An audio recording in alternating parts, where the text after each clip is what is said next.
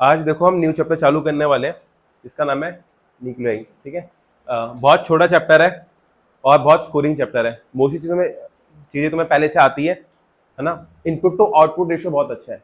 Input two output का मतलब ये है कि कम पढ़ना पड़ेगा, ज़्यादा मार्क्स आ जाएंगे, है ना। कितना अच्छा चैप्टर हो तुम्हारे लिए, तुम्हें ऐसे तो चाहिए होता है तो कम मेहनत ज़्यादा आउटपुट। बहुत कम मेहनत लगती है इसके अंदर। ठीक है, तो सबसे पहले इस चैप्टर में, इस चैप्टर का नाम जैसे न्यूक्लियाई है, तो हम इसमें मोस्टली चीज़ें किसके बारे में पढ़ेंगे, न्यूक्लियस के बारे में ही। सबको पता है एटम में क्या होता है, एटम होता है, एटम में बहुत छोटा सा पार्ट क्या होता है, न्यूक्लियस होता है। न्यूक्लियस में दो चीजें होती हैं, एक होता है प्रोटॉन, दूसरा होता है, ठीक है। और इसका मास 1 AMU के ऑलमोस्ट बराबर होता है, तो इसका भी 1 AMU के, मतलब mass of proton is approximately equal to mass of neutron. और इन दोनों को साथ में क्या बोलते हैं, इन दोनों को साथ में बोलते हैं न्यूक्लियॉन्स। इतना समझ आता है, कोई दिक्कत कोई परेशानी, है ना। तो अच्छा, एक और चीज, इसमें जो न्यूट्रॉन है इसका चार्ज क्या है, 0। और जो भी चार्ज है वो किसके ऊपर है, प्रोटॉन पे। और कितना चार्ज होता है, 1.6 10 की पावर। जब इलेक्ट्रॉन पे चार्ज होता है वही इस पे चार्ज होता है, बस पॉजिटिव में होता है ना। मतलब जो भी पॉजिटिव चार्ज है पूरे एटम में, वो पहली बात न्यूक्लियस के पास है, सारा एंटायर पॉजिटिव चार्ज कंसंट्रेटेड है ना। और वो भी उसमें भी किसकी वजह से, सिर्फ और सिर्फ प्रोटॉन्स की वजह से। मेरे पास पॉइंट लिखा भी है, the positive charge and entire mass of atom is concentrated at atoms centre called nucleus. Mass क्यों बोला, देखो एटम्स में तीन चीजें हैं, प्रोटॉन और न्यूट्रॉन, और दोनों का मास ऑलमोस्ट बराबर है। वो कहाँ रहते हैं, न्यूक्लियस में। और जो बाकी पार्ट में कौन है, इलेक्ट्रॉन्स। इलेक्ट्रॉन्स का मास जो होता है बहुत ज्यादा कम होता है as compare to proton and neutron. जो भी मेजर मास है उसका सोर्स क्या है, प्रोटॉन एंड, और वो कहां पर है, न्यूक्लियस में। तो मैं बोल सकता हूँ कि मेजर मास कहाँ कंसंट्रेटेड है, न्यूक्लियस। कंपोजिशन ऑफ न्यूक्लियस बता दिया, न्यूक्लियस में क्या तुम्हारा प्रोटॉन एंड, और इन दोनों को कलेक्टिवली क्या बोलते हैं। प्रोटॉन पे चार्ज कितना होता है, 1.6 न्यूटन की पावर माइनस। हाँ, मास किसके बराबर होता है, देखो मास ऑफ प्रोटॉन होता है,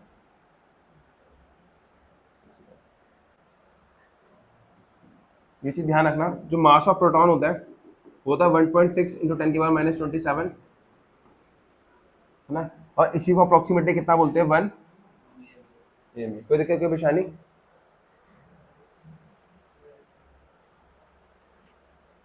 ठीक है, आया समझ। मास of proton, mass of neutron में इसके आसपास ही होता है। कोई दिक्कत कोई परेशानी, आगे बढ़ो। तो ये तुम्हें पहले से ही पता होगा, है ना। अब आते हैं नेक्स्ट टॉपिक पे, that is atomic number and mass number. देखो न्यूट्रॉन के बारे में लिख रखा है यहाँ पर, चार्ज इस पे 0 होता है, मास इसका अप्रोक्सीमेटली 1 AMU के बराबर ही होता है। अगर कभी तुम्हें ऐसे देना न्यूट्रॉन, ऐसे N01, इसका मतलब किसको रिप्रेजेंट कर रहा है, न्यूट्रॉन को। ये ध्यान रखना, ये सिंबल N01, ठीक है। 0 बताया, इसमें चार्ज कुछ नहीं होता, मास होता है, वो भी 1 AMU के बराबर। आया समझ, कोई दिक्कत कोई परेशानी, आगे बढ़ो। अब देखो, देखो ये तो बचपन से सीख के आए हो ना, किसी भी एलिमेंट को रिप्रेजेंट करना हो तो यहाँ पर क्या होता है उसका एटॉमिक नंबर, और यहाँ पर क्या होता है उसका, ये तुम्हारा क्या है, एटॉमिक नंबर, और ये क्या तुम्हारा, इसमें तो कोई दिक्कत नहीं होगी, है ना। और तुम्हें पता होगा जो एटॉमिक नंबर होता है, मतलब Z, वो किसके बराबर होता है, नंबर ऑफ,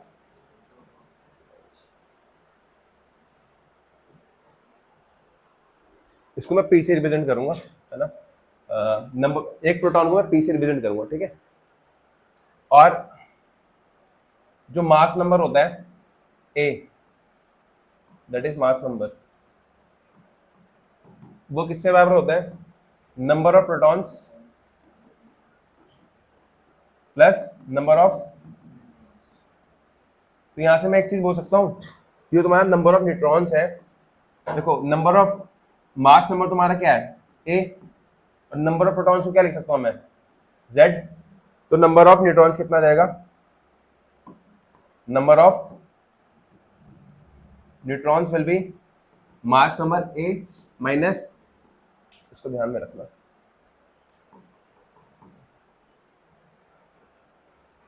ठीक है।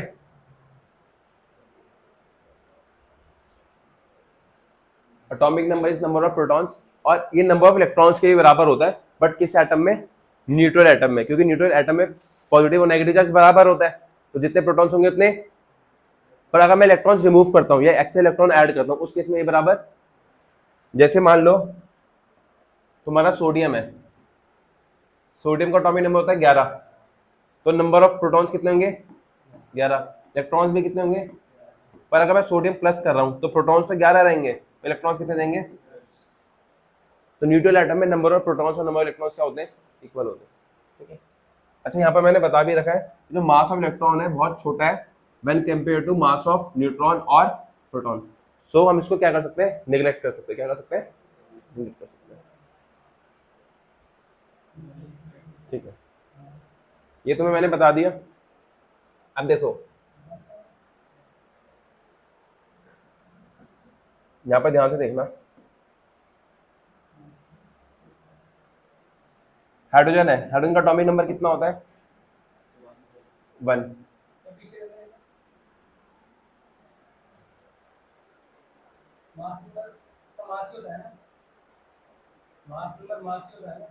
ले सकते हो, अलग होता है, थोड़ा अलग होता है, पर क्या मास नंबर का सिंपल है, number of protons plus number of neutrons, और जो मास होता है, मास वो मास ऑफ एटम होता है, उसमें सब आएगा, इलेक्ट्रॉन का भी मास आएगा, और जो मास रहता है वो एवरेज एटॉमिक मास होता है, क्योंकि एक एटम के कई आइसोटोप्स मिलते हैं, ये तुमने पढ़ा भी होगा क्लास 11 में, और एवरेज एटॉमिक मास निकाला हुआ, और उसमें एग्जांपल सबसे ज़्यादा पड़ता है क्लोरीन का, 2 आइसोटोप्स मिलते हैं क्लोरीन के 35 और 37, फिर इनका रिलेटिव अबेंडेंस देखा जाता है कि अबेंडेंस किस अबेंडेंस में मिलते हैं, है ना।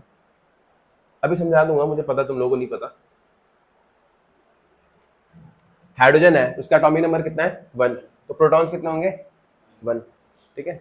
इसका मास भी 1 होता है, अगर इसका मास 1 है और एटॉमिक नंबर भी 1 है तो 1 माइनस 1 क्या हो जाएगा, तो न्यूट्रॉन्स कितना आ गया, हीलियम में प्रोटॉन्स होते हैं 2, न्यूट्रॉन्स होते हैं 2, तो मास कितना आ गया 4, लिथियम का एटॉमिक नंबर कितना है 3, तो प्रोटॉन्स कितने हो गए 3, पर इसमें न्यूट्रॉन्स कितने होते हैं 4, तो मास नंबर कितना आ गया, ठीक है।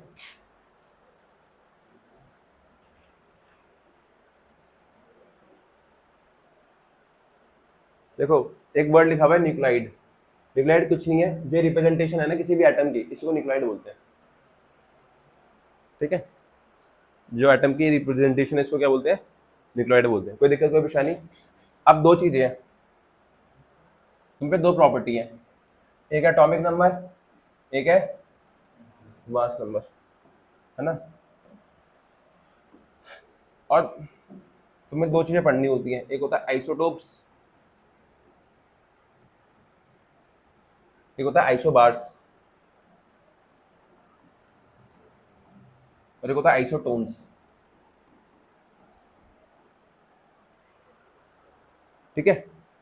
आइसोटोप्स क्या होते हैं, जिनका एटॉमिक नंबर Z क्या होता है और मास नंबर क्या होता है, जैसे मैं एग्जांपल ले लूं, हाइड्रोजन है, हाइड्रोजन के 3 आइसोटोप्स होते हैं, तीनों में एटॉमिक नंबर सेम होगा, बस मास नंबर क्या होता है, इसका नाम प्रोटियम होता है, इसका नाम ड्यूटेरियम होता है, इसका क्लोरीन में भी 2 आइसोटोप्स होते हैं, 17, 35 और 17। अच्छा क्या मैं ये बोल सकता हूँ क्योंकि एटॉमिक नंबर सेम है तो इन सब में क्या होगा, नंबर ऑफ प्रोटॉन्स सेम होगा। आइसोटोन्स क्या होते हैं, इसका Z क्या हो, डिफरेंट हो, बट मास नंबर क्या हो, सेम हो। और आइसोटोन्स क्या होते हैं, आइसोटोन्स होते हैं जिसमें नंबर ऑफ न्यूट्रॉन्स क्या हो, इतना समझ आता है, तो बेसिक्स है, ठीक है। लिखने दो, लो लिखो। आइसोटोन्स मैंने बता दिया अभी, सेम एटॉमिक नंबर मतलब प्रोटॉन्स क्या होंगे सेम, जैसे सबका एटॉमिक नंबर 1 1 है तो प्रोटॉन्स क्या होंगे वन वन वन तीनों। तो ये मास नंबर क्यों डिफरेंट हो रहा है?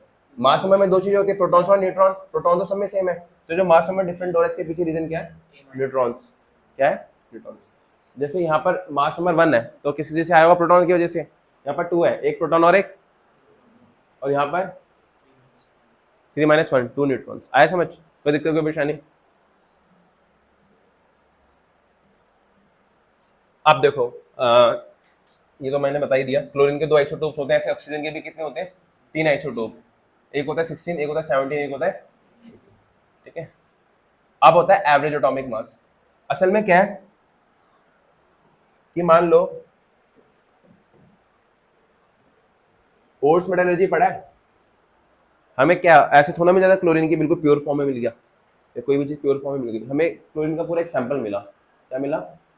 सैंपल। इसमें एक एटम तो होगा नहीं, कई सारे एटम होंगे, है ना। द थिंग इज इस 100% सैंपल के अंदर, इस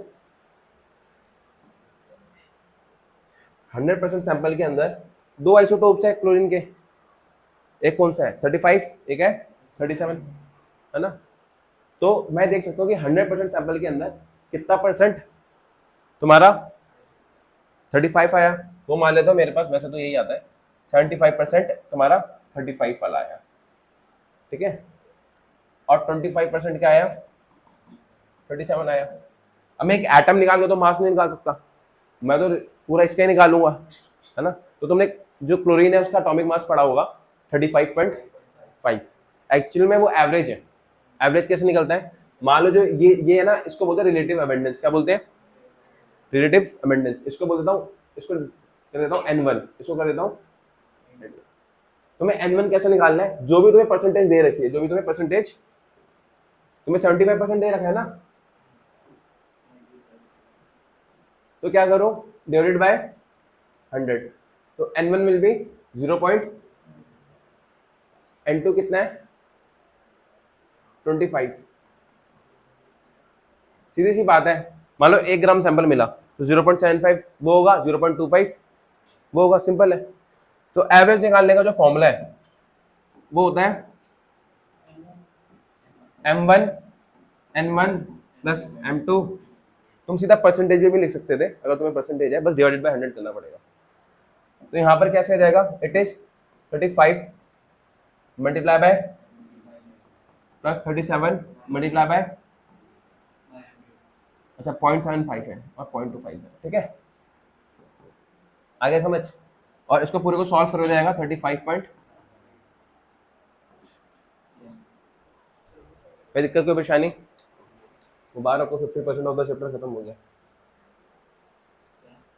है ना। ये रिलेटिव अबेंडेंस।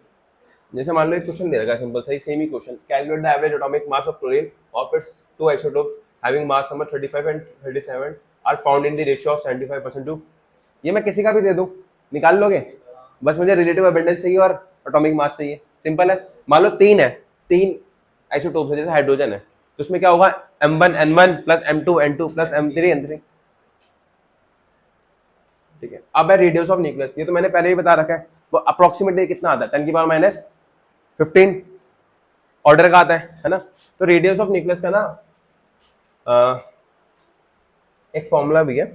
अच्छा एक बार बताओ, क्या सबका न्यूक्लियस का जो साइज है वो सेम होगा या फिर अलग होगा, है ना। और जितना बड़ा एटम होगा, जैसे यूरेनियम हो गया, यहाँ पे उनका न्यूक्लियस उतना बड़ा होगा, है ना। तो कहीं ना कहीं मास नंबर पे डिपेंड करेगा, करेगा। तो फॉर्मूला आता है इसका, जो रेडियस है, ये फॉर्मूला ध्यान रखना बस। रेडियस जो होता है वो डायरेक्टली पुश होता है मास नंबर के पावर 1/3, बस होता है। क्यों होता है ये सब नहीं पूछना। R is to R naught A की पावर, फॉर्मूले पे क्वेश्चन आते हैं डायरेक्टली। और आर नॉट क्या है यहाँ पर? जैसे जैसे मास चेंज होगा वैसे वैसे हमारा रेडियस चेंज होगा, ठीक है जी। आर रेडियस ऑफ न्यूक्लियस है, ये बताना था क्या? देख लो, कांस्टेंट है वैल्यू। अब क्वेश्चन में पता चल जाएगा, तो क्वेश्चन में गिवन होगी। 4 5 5 6। हाँ मतलब एक एक दो अभी निकालने हैं और है। ये अभी से भी निकालना है, रुक जाओ। ठीक है, ये समझ आ गया। और जो न्यूक्लियस का ऑलमोस्ट ऑर्डर आता है, मतलब 10 की पावर किस पे डिपेंड करता है, वो क्या 10 की power minus,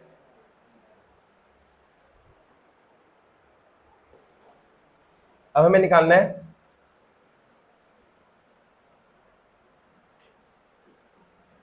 nuclear density. Density का फॉर्मूला क्या होता है, मास बाय वॉल्यूम।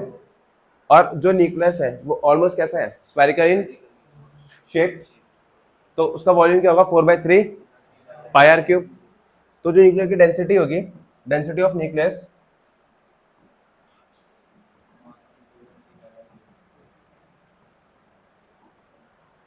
वो किसके बराबर होगा, वो होगा मास बाय वॉल्यूम। अच्छा, एक एटम का मास किसके बराबर होता है, मास नंबर ए, और वॉल्यूम किसके बराबर होता है 4/3 पाई आर क्यूब। तो कितना आ गया, ए 4/3 आर नॉट ए की पावर 1/3 का क्यूब। ठीक है, अब ध्यान से देखना,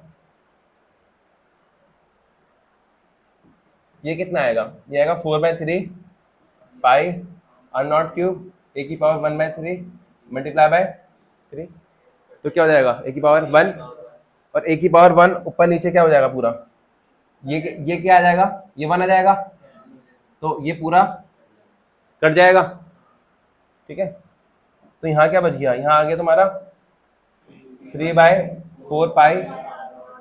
मेन चीज ये है, क्या आंसर आता है ये इंपॉर्टेंट नहीं है, मेन चीज ये है क्या हमारा जो न्यूक्लियर डेंसिटी है वो डिपेंड कर रहा है मास नंबर पे।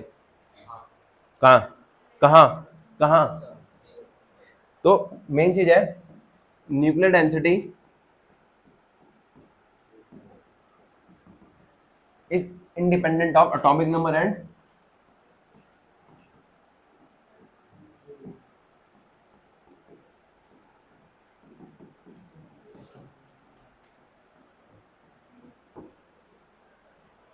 फर्स्ट इनिंग खत्म, 50% चैप्टर खत्म हो चुका है। हाँ हाँ, मतलब इसको सॉल्व कर लेना जो भी आएगा। ठीक है, 50% of the chapter is complete now, बस नेक्स्ट 50 बचा है और चैप्टर खत्म।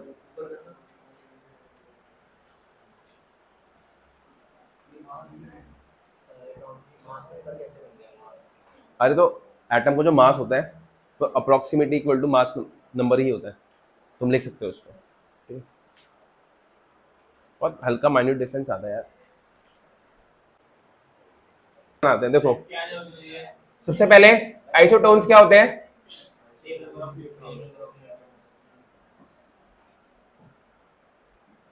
ठीक है, two nuclei have their mass number in the ratio of 1:27।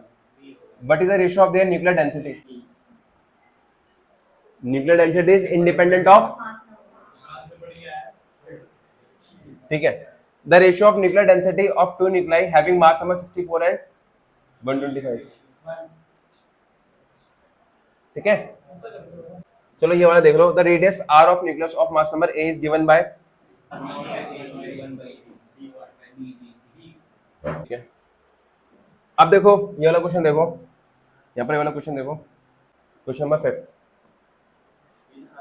The nuclear radius of aluminium is 3.6 Fermi, find the nuclear radius of copper. अच्छा, इसका mass number कितना है 27, इसका कितना है, देखो एल्यूमिनियम है, इसका मास नंबर कितना है 27, मतलब ए की वैल्यू कितनी है, और रेडियस कितना आ रहा है इसका 3. फर्मी, मतलब फर्मी एफएम लिख देते सीधा, है ना, 10 की पावर -15 होता है, 15 होता है भाई, है ना। तो एक बात बताओ, और हमें किसका निकालना है, कॉपर का, 64 है, और मतलब इसका मास कितना है 64, रेडियस हमें इसका निकालना है, ये बता सकते हो। तो रेडियस ऑफ एल्यूमिनियम है और रेडियस ऑफ कॉपर है, इसका रेशियो किसके इक्वल आएगा, radius of aluminium by radius of copper ये होगा आर नॉट ए की पावर 1/3, मतलब 27 की पावर, यहां पर क्या आएगा आर नॉट 64 की पावर, ये कितना जाएगा 3, और ये जाएगा 27 3 का क्यूब होता है और 64 4 का क्यूब होता है, तो जाएगा आर नॉट से आर नॉट कट गया, ये आ गया 3, ये आ गया 4। तो रेडियस ऑफ कॉपर कितना आ गया, radius of copper is 4/3 times of radius of aluminium, that is 4/3 into 3.6, solve कर लोगे, इंटू 1.2, दैट इज 4. ठीक है, तुम्हारा क्वेश्चन हो गया, यही क्वेश्चन था वो। अब देखो ये वाला क्वेश्चन देखो एक बार, है ना, show that density of nucleus is independent of its mass number ए, जो मैंने प्रूफ करा था वही है। तो क्वेश्चन नंबर 8 हो गया। अब क्वेश्चन नंबर 7 देखो, how is the size of nuclear found experimentally, है ना, what is the relation between radius and mass number, ये तो लिख लोगे, है ना। ऊपर वाला देखो साइज ऑफ न्यूक्लियस, इसलिए मैंने एक तरीका बताया था जो पिछले चैप्टर में बताया था, that is distance of closest approach. Rutherford model में क्या है, अल्फा स्कैटरिंग है, अल्फा स्कैटरिंग है, और based on the scattered angle, मतलब किस एंगल पे वो स्कैटर्ड हो रहा है, उसके बेसिस पे मैं क्या निकाल सकता हूँ, साइज ऑफ न्यूक्लियस। और हमने निकाला भी था, किसकी मदद से निकाला था, डिस्टेंस ऑफ क्लोजेस्ट अप्रोच। तो इसमें क्या लिखोगे, अल्फा रे स्कैटरिंग, है ना, and through different scattering angle we can find the radius of nucleus, और you can also use the word of distance of closest approach. कोई दिक्कत, कोई परेशानी? ठीक है, 50% चैप्टर खत्म हो गया, अब नेक्स्ट 50% पे आ रहा हूँ। अब हमें पढ़ना बाइंडिंग एनर्जी क्या होती है।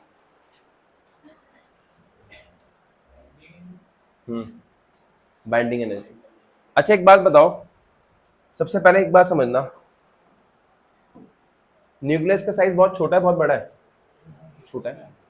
वहां पर प्रोटॉन न्यूट्रॉन है, प्रोटॉन प्रोटॉन के बीच, प्रोटॉन और न्यूट्रॉन, और प्रोटॉन और प्रोटॉन, प्रोटॉन प्रोटॉन कैसा चार्ज है, पॉजिटिव, पॉजिटिव पॉजिटिव आपस में क्या करते हैं, पर फिर भी वो एक साथ आ रहे हैं, तो कोई और फोर्स होगी जो इनको बाइंड करके रख रही है, that is strong nuclear, that is nuclear force, that is, वो भी दो टाइप के होते हैं, स्ट्रॉन्ग और वीक, है ना। अब द थिंग इज कि जो न्यूक्लियर फोर्स है वो प्रोटॉन और प्रोटॉन को भी बाइंड करके रख रहा है, और प्रोटॉन एंड,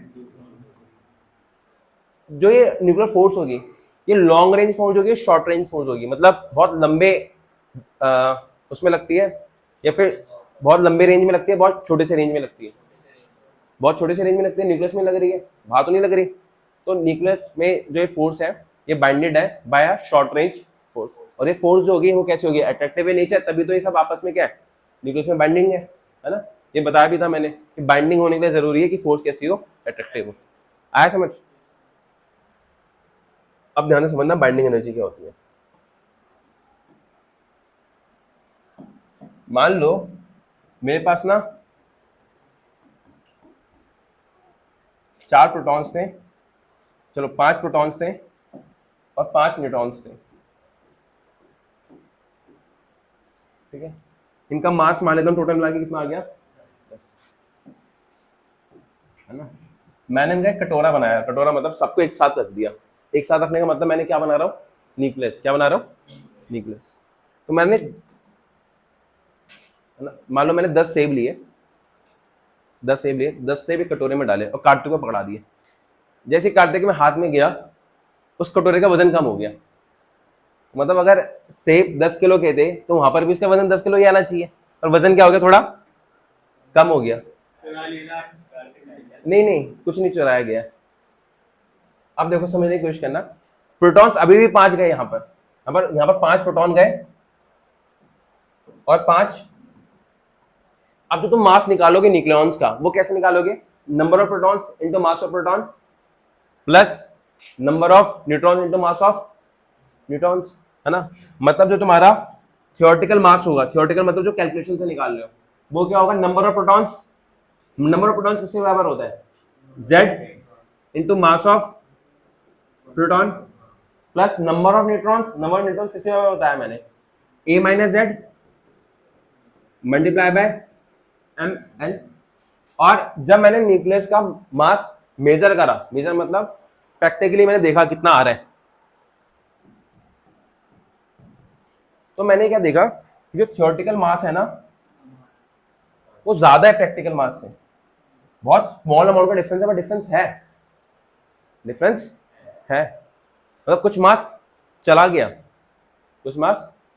तो यहीं पर एक टर्म इंट्रोड्यूस होता है, मास एनर्जी इक्विवेलेंस, आइंस्टाइन की equation, famous equation, is equal to जो मास कम हुआ वो एक्चुअली में एनर्जी की फॉर्म में दिख रहा है, यहां से यहां आने में कुछ एनर्जी रिलीज हो रही है और होनी भी चाहिए।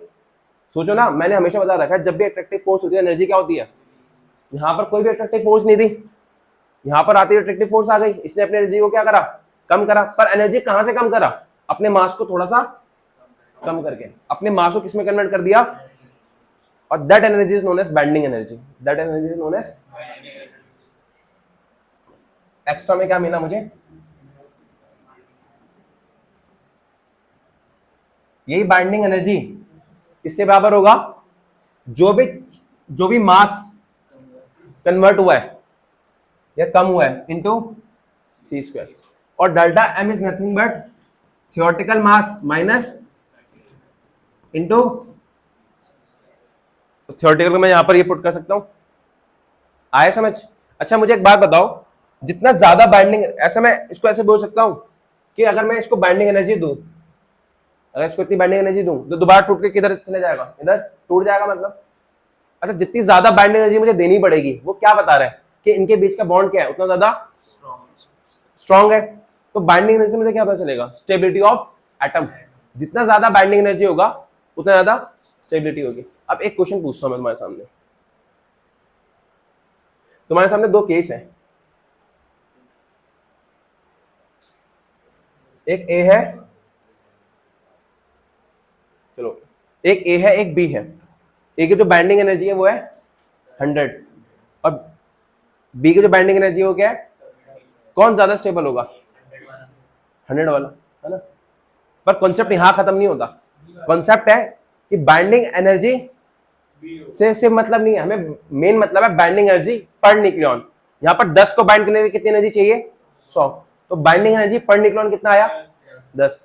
यहां पर 5 को बाइंड करने के लिए कितनी चाहिए, 70, तो पर न्यूक्लियन कितना आया, कितना आया, 14 आया ना।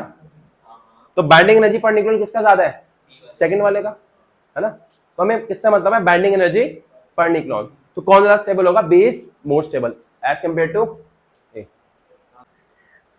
बाइंडिंग एनर्जी, हम बाइंडिंग नहीं चेक करेंगे, binding energy per nucleon check करेंगे, पर न्यूक्लियन चेक करेंगे। अगर मान लो मुझे बाइंडिंग एनर्जी पर न्यूक्लियन दे रखा है तो मैं टोटल बाइंडिंग एनर्जी कैसे निकालूंगा, हमारे पास बाइंडिंग एनर्जी है 100, है ना, और बाइंडिंग, एक सेकेंड,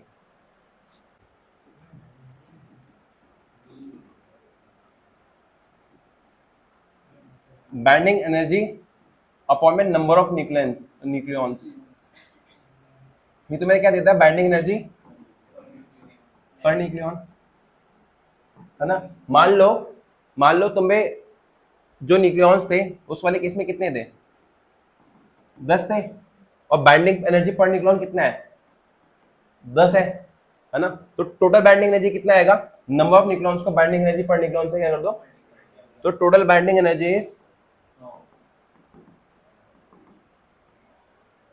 उसका फॉर्मूला याद रख लो, बाइंडिंग एनर्जी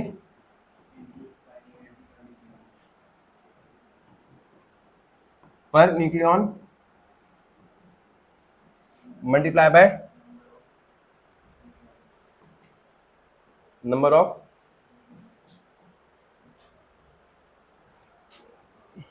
ये समझ आता है, कोई दिक्कत कोई परेशानी, से मैंने बता दिया स्टेप। अच्छा stability of nucleus is directly equal to binding energy per nucleon. अब है तुम्हारा बाइंडिंग एनर्जी, देखो इस कर्व में क्या कर रखा है, ये कर्व है, हमने क्या करा, डिफरेंट डिफरेंट एटम्स लिए, mass number versus binding energy per nucleon का कर्व बनाया, mass number versus binding energy per nucleon का क्या बनाया मैंने, कर्व बनाया। तुम यहां पर देखो ये कर्व वैसे ढंग से दिखने लगी, सबसे पहले ऊपर जाता है, फिर नीचे जाता है ना, फिर ऊपर जाता है, फिर नीचे, फिर ऐसे करके ऑलमोस्ट कांस्टेंट हो जाता है। ठीक है, तुम देखोगे कि समझने की कोशिश करो, अगर तुम जैसे एटॉमिक नंबर 30 से पहले देखते हो, एटॉमिक नंबर 30 से पहले देखते हो, और atomic number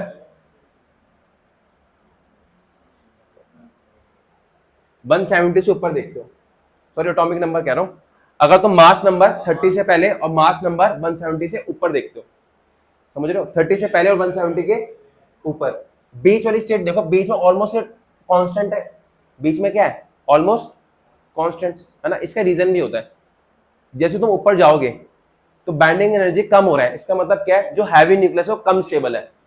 binding energy per nucleon क्या बता रहा है, स्टेबिलिटी के बारे में, और जितना ये ज्यादा होगा उतनी स्टेबिलिटी ऑफ एटम होगा। ठीक है, तो मैं 170 से ऊपर देखो, 30 से नीचे देखो, तो क्या है, दोनों ही केस में स्टेबिलिटी नहीं है, 30 से लेके 70 तक है। रीजन क्या है, शॉर्ट रेंज फोर्स।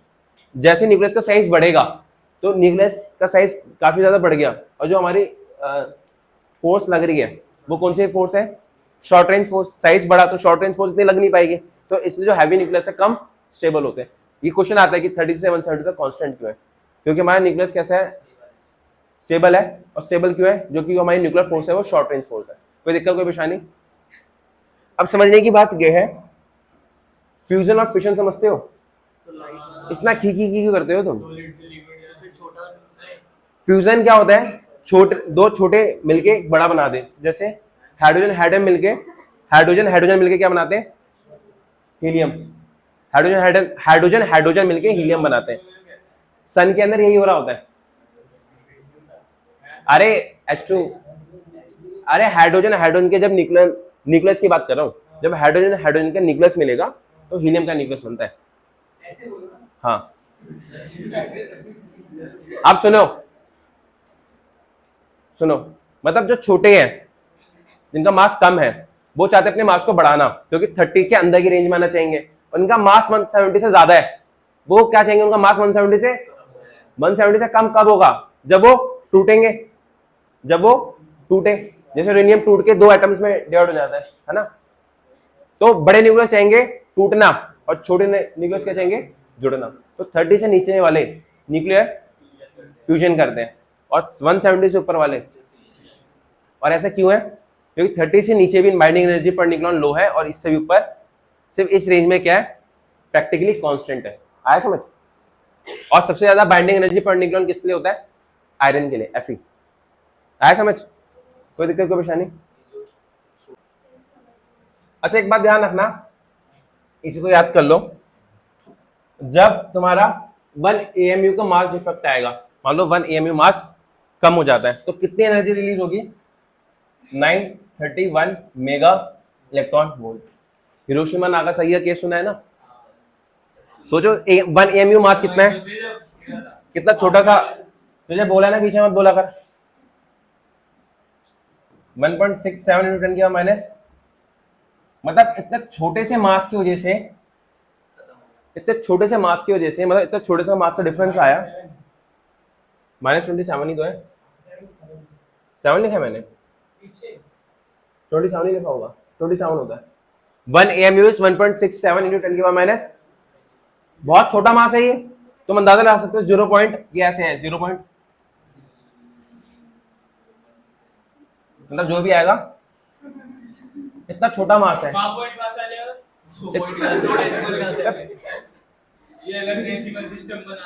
ठीक है,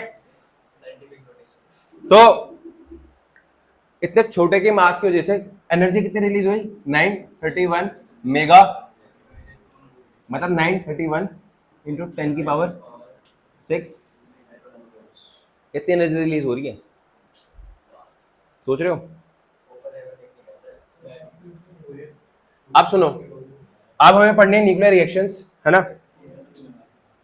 पहली रिएक्शन है, न्यूक्लियर रिएक्शन तुम्हें कुछ इस टाइप की दिखेगी, एक पेरेंट न्यूक्लियाई होगा, उससे जो बनेगा वो क्या होगा, डॉटर न्यूक्लियाई, है ना।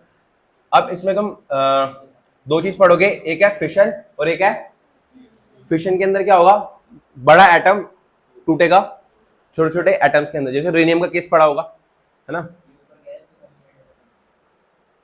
एक्सोथर्मिक और एंडोथर्मिक प्रोसेसेस का वो बता रहे हैं कि अगर हीट एनर्जी रिलीज होती है तो प्रोसेस होगा एक्सोथर्मिक, जो क्यू होगा वो नेगेटिव होगा, एंडोथर्मिक में क्यू पॉजिटिव होगा। अच्छा ये पता है तुम लोगों को, ये पता है कि दो टाइप के प्रोसेस होते हैं, एक्सोथर्मिक या एंडोथर्मिक। एक्सोथर्मिक प्रोसेस में जो हीट चेंज होगा वो नेगेटिव होगा और एंडोथर्मिक में हीट चेंज पॉजिटिव होगा। अब देखो यहां पर देखो, ये वाला केस देखो, रेनियम है, रेनियम में इसका एटॉमिक नंबर कितना है और मास नंबर कितना है? मास 135 170 से ऊपर है, तो ये क्या करेगा? फ्यूजन करेगा, है ना। और ये टूट के किस में जाता है? बेरियम में और क्रिप्टॉन में। ये वाली रिएक्शन याद कर लेना। एक मतलब मैंने यूरेनियम पे एक न्यूट्रॉन डाला, कितना डाला? एक न्यूट्रॉन, तो किस में कन्वर्ट हो गया? बेरियम और क्रिप्टॉन। बेरियम का मास नंबर कितना है? 141, जो 170 से नीचे है, और इसका कितना है? तो दो स्टेबल में आ गया, है ना। और सुनो, और एक्स्ट्रा इसने रिलीज किया करा 3 न्यूट्रॉन्स। अच्छा देखो, यहाँ पर जो मास होगा ज्यादा होगा, यहाँ पर मास क्या होगा? ज्यादा होगा। मास इसका कंपेयर करूंगा, यहाँ पर मास होगा रेनियम का, मतलब 235 प्लस मास ऑफ न्यूट्रॉन। जो यहाँ पर मास आया है, mass of reactant is greater then mass of product, तो थोड़ा मास कम हुआ है वहां पर, वो मास कम है किस में जा रहा है? एनर्जी में। आया समझ? Mass of reactant is greater then mass of, बहुत ज्यादा डिफरेंस नहीं आता, बहुत थोड़ा सा डिफरेंस आता है। और 1 AMU के डिफरेंस में कितनी एनर्जी रिलीज होगी? 931 मेगा इलेक्ट्रॉन वोल्ट। कोई दिक्कत, कोई परेशानी? ये समझ आया? तो याद रख लेना, यूरेनियम पे न्यूट्रॉन डालोगे तो barium plus krypton plus 3 neutron होता है, ये चेन रिएक्शन होती है, शायद तुमने पढ़ा भी होगा। फिर 3 न्यूट्रॉन फिर 3 पे अटैक करेंगे, फिर 3 से 9 होगा, 9 से 27 होगा। इस चेन रिएक्शन को कंट्रोल करना पड़ता है। अच्छा एक बात ध्यान रखना, इस चीज का ध्यान रखना, दोनों साइड ना प्रोटॉन खत्म होगा ना न्यूट्रॉन खत्म होगा। नंबर ऑफ प्रोटॉन्स और नंबर ऑफ न्यूट्रॉन्स क्या होने चाहिए? सेम। जैसे अगर मैं यहाँ पर नंबर ऑफ न्यूट्रॉन्स प्रोटॉन्स निकालूं, किसके बराबर होगा वो? 92 के बराबर, एटॉमिक नंबर के बराबर। यहाँ पर किसके बराबर होगा? 56, और 56 प्लस 36 92 के बराबर आना चाहिए। दोनों साइड पे नंबर ऑफ प्रोटॉन्स और नंबर ऑफ न्यूट्रॉन्स क्या आने चाहिए? सेम। यहाँ पर नंबर ऑफ न्यूट्रॉन्स किसके बराबर है? 235 प्लस 1 कितना हो गया? 236। और यहाँ पर क्या हो गया? 141 प्लस 92 प्लस 3 न्यूट्रॉन एक्स्ट्रा भी तो निकले हैं, इन सबको प्लस करोगे तो सेम आएगा। तो रिएक्टेंट साइड और प्रोडक्ट साइड पे नंबर ऑफ प्रोटॉन्स और नंबर ऑफ न्यूट्रॉन्स क्या होते हैं? सेम होते हैं। अगर रिएक्टेंट का मास ज्यादा है प्रोडक्ट से, इसका मतलब क्या? एनर्जी रिलीज होगी। एनर्जी क्या होगी? रिलीज होगी। बट उल्टा हो जाए तो रिएक्टेंट का मास कम हो और प्रोडक्ट का थोड़ा ज्यादा हो, इसका मतलब क्या है? एनर्जी अब्सॉर्ब हुई है। इसको लिख लो, यहीं पर लिखना हो तो। अगर तुम्हारा रिएक्टेंट का मास की बात कर रहा हूं, वैसे यही होगा, रिएक्टेंट का जो मास है वो ज्यादा है तो एनर्जी क्या होगी? रिलीज होगी, ठीक है। और अगर प्रोडक्ट का ज्यादा है तो क्या होगा? एनर्जी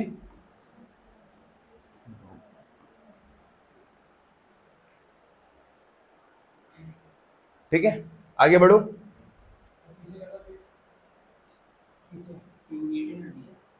हाँ,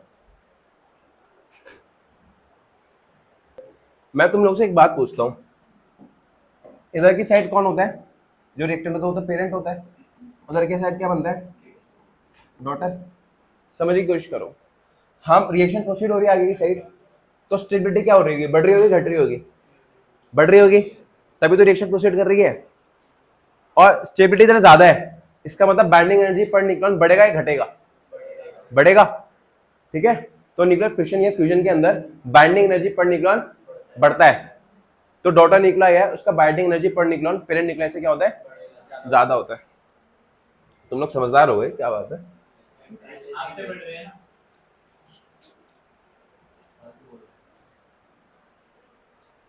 चलो क्वेश्चन देखो, 4 nuclei of an element undergo fusion to form heavier nucleus with release of energy. Which of the two, the parent or the daughter nucleus, would have?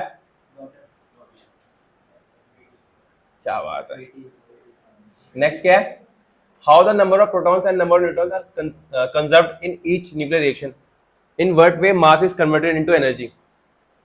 देखो ये बोलना चाहता है कि रिएक्टेंट साइड और प्रोडक्ट साइड दोनों में प्रोटॉन और न्यूट्रॉन तो क्या है, इक्वल है, बट ये फिर एक्स्ट्रा एनर्जी कहां से, एक्चुअली क्या हुआ कि बाइंडिंग एनर्जी पर न्यूट्रॉन क्या हुआ, चेंज हुआ है, बाइंडिंग एनर्जी पर न्यूट्रॉन क्या हुआ है, चेंज हुआ है ना। तो इसी की वजह से तुम्हारा क्या हुआ है, थोड़ा सा मास डिफेक्ट आएगा। मैंने बताया था रिएक्टेंट साइड मास थोड़ा ज्यादा है और रिएक्टेंट साइड थोड़ा ज्यादा है और प्रोडक्ट साइड थोड़ा कम है, जो ये मास का डिफरेंस है वही किस में कन्वर्ट हुआ है, एनर्जी में। आया समझ, कोई दिक्कत कोई परेशानी, आगे बढ़ू, क्वेश्चन ही चल रहा है, अब तो चैप्टर तो खत्म ही हो गया। चलो ये वाला क्वेश्चन बताओ, देखो the saturation property of the nuclear forces, मतलब 30 और 170 के बीच में क्या हो जाता है, न्यूक्लियर फोर्सेस सैचुरेट हो जाता है, वो रीजन क्या है उसका। नेक्स्ट आ जाओ इस पे, यहां पर the binding energy per nucleon is practically constant for mass number in the range of, सही दे रखा है, ठीक है, वीडियो ऑन है। Nuclear forces between the nucleons for mass number in the range, इसका आंसर क्या है, ठीक है। अब देखो ये वाला क्वेश्चन देखो, question number 11, the binding energy per nucleon oxygen 16 का कितना देगा, 7.97, और ऑक्सीजन का दूसरा आइसोटोप का कितना दे रखा है, 7. हमें क्या निकालना है, the energy in mega electron volt required to remove a neutron from O. अब समझने की कोशिश करना ये कैसे होगा, देखो O17 से मैं O16 पे जाऊंगा तो क्या रिलीज होगा, एक न्यूट्रॉन। तो बेसिकली मुझे ये देखना है कि यहां से यहां आते हुए कितना एनर्जी का डिफरेंस आ रहा है ना। अब यहीं पर फंस जाते हैं बच्चे, है ना, वो सीधा माइनस कर देते हैं, एक है 7.97, एक है 7.97 किधर कौन सा है, 16 का 7.97 और इसका क्या है, अच्छा ये क्या दे रखा है, बाइंडिंग एनर्जी दे रखा है, बाइंडिंग एनर्जी पर न्यूक्लियन दे रखा है, पर न्यूक्लियन दे रखा है, तो तुम सीधा इसको माइनस नहीं करोगे, पहले तुम्हें यहाँ पर टोटल बाइंडिंग एनर्जी निकालनी पड़ेगी। यहाँ पर टोटल बाइंडिंग एनर्जी कैसे आएगी, 7.75 मल्टीप्लाई बाय, और यहाँ पर कैसे आएगी 7.97 मल्टीप्लाई बाय, और जो इन दोनों का डिफरेंस होगा वही एनर्जी रिक्वायर्ड होगी एक्स्ट्रा। आया समझ, डिफरेंस कर लोगे ना। यहाँ पर देखो, यहाँ पर बोल रखा है the difference is mass of X7 nucleus and total mass of its constant nucleons is 21, मतलब डेल्टा एम मुझे कितना दे रखा है, 21। हमें क्या निकालना है, binding energy per nucleon for this nucleus is equal to energy equivalent of, देखो हमें टोटल कितना दे रखा है 21, पर न्यूक्लियन निकालना है तो 21 को किससे डिवाइड कर दो, तो कितना आंसर आ गया,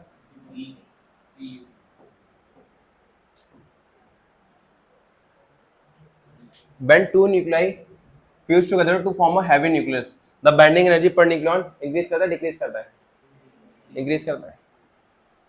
Which property of nuclear force explains the approximate constancy of binding energy per nucleon with mass number A, क्या है, short range force, ठीक है। अब देखो ये वाला क्वेश्चन देखो, इस टाइप का क्वेश्चन देखते हैं, ये वाला कर लोगे, पहले बताओ, ये देखो हमें रिएक्शन दे रखी है कि एक हाइड्रोजन का आइसोटोप, दूसरा भी हाइड्रोजन का आइसोटोप, है ना, ये ड्यूटेरियम है, ये ट्रिटियम है, ये मिलके बनाते हैं हीलियम और एक न्यूट्रॉन, और कुछ एनर्जी रिलीज होती है, हमें अमाउंट ऑफ एनर्जी रिलीज निकालना है। वो कैसे निकालूंगा, देखो सिंपल सा है, ज्यादा टफ नहीं है। इसको ये देखो कि हमें मास कितना दे रखा है इसका, इस वाले का 2.014102। अच्छा इसमें ऐसा मत करना कि अप्रोक्सीमेटली इक्वल टू 2, आंसर ही 0.00 कुछ आएगा, अप्रोक्सीमेट मत करना कुछ भी। इसका मास कितना दे रखा है 3 तो मास ऑफ रिएक्टेंट कितना आएगा, मास ऑफ रिएक्टेंट जो आएगा वो आएगा 2.014102 प्लस 3.016049, इन दोनों को प्लस कर दूंगा, मास ऑफ रिएक्टेंट आ गया। अब मास ऑफ प्रोडक्ट कैसे आएगा, mass of product is, helium का कितना मास है 4.002603 प्लस मास ऑफ न्यूट्रॉन, है ना, मास ऑफ न्यूट्रॉन कितना है 1.008665। इन दोनों का जो डिफरेंस आएगा वो मास डिफेक्ट होगा, मतलब थोड़ा मास कम हो जाएगा, है ना, और उसको किससे मल्टीप्लाई कर दो सी स्क्वायर से, या फिर मैं सीधा बोल सकता हूँ अगर मेरे का इसका आंसर किसमें आएगा एएमयू में, है ना, मान लो 0.5 यू आ गया या एएमयू आ गया, तो एक एएमयू से कितनी एनर्जी रिलीज होती है 931, तो 0.5 से कितनी होगी 0.5 मल्टीप्लाई बाय, तो सिंपल सा करूंगा, जो इसमें जो एनर्जी रिलीज आएगा क्यू आएगा वो क्या आएगा mass of reactant minus mass of product multiply by 931, energy किसमें आएगी मेगा, अरे डेल्टा एम इंटू सी स्क्वायर होता है ना फॉर्मूला, पर वो सीधा सॉल्व करके मैंने बता दी ये आएगा। ये क्वेश्चन समझ आ गया, है ना।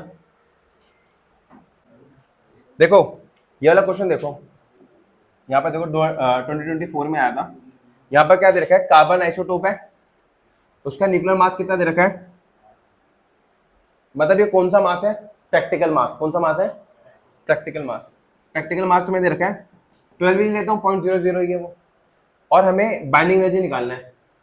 अच्छा बाइंडिंग एनर्जी कैसे निकालूंगा, थियोरेटिकल मास माइनस प्रैक्टिकल मास, वो किस में आएगा यू में आएगा मल्टीप्लाई बाय 931, है ना, मतलब मैं ये बोल रहा हूँ कि जो बाइंडिंग एनर्जी आएगा वो कैसे आएगा, वो आएगा theoretical mass minus into 931 mega, और थियोरेटिकल मास कितना है 12, सॉरी प्रैक्टिकल 12 है, थियोरेटिकल कैसे निकालूंगा, कार्बन का कौन सा आइसोटोप दे रखा है